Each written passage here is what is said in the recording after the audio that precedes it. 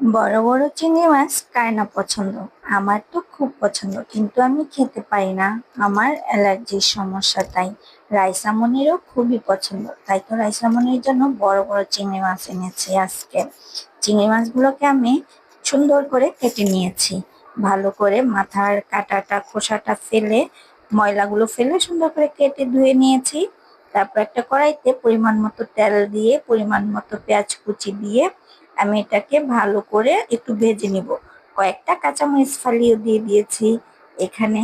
তারপরে আমি আধা চামচের মতো আদা রসুন বাটা দিয়ে দিয়েছি। আদা রসুন বাটাটা একসাথে রাখি আমি বেটে, তাই স্বাদ মতো লবণ দিয়ে দিয়েছি।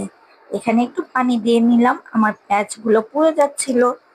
এর মধ্যে আমি আধা চামচ হলুদের গুঁড়ো দিলাম, 1 চামচ মরিচের গুঁড়ো দিলাম, দিয়ে সুন্দর করে আরো আধা চামচ জিরার গুঁড়া দিলাম।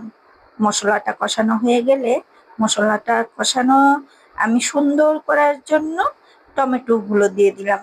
টমেটো গুলো কেটে রেখেছিলাম কালারটা সুন্দর হওয়ার জন্য। তো এখানে আমি চিংড়ি মাছগুলো দিয়ে দিয়েছি। চিংড়ি মাছগুলো কষানো হয়ে গেলে একটু পানি দিয়ে নিলাম পরিমাণ মতো। তারপরে উপর দিয়ে আরেকটু জিরের গুঁড়ো দিয়ে দিয়েছি।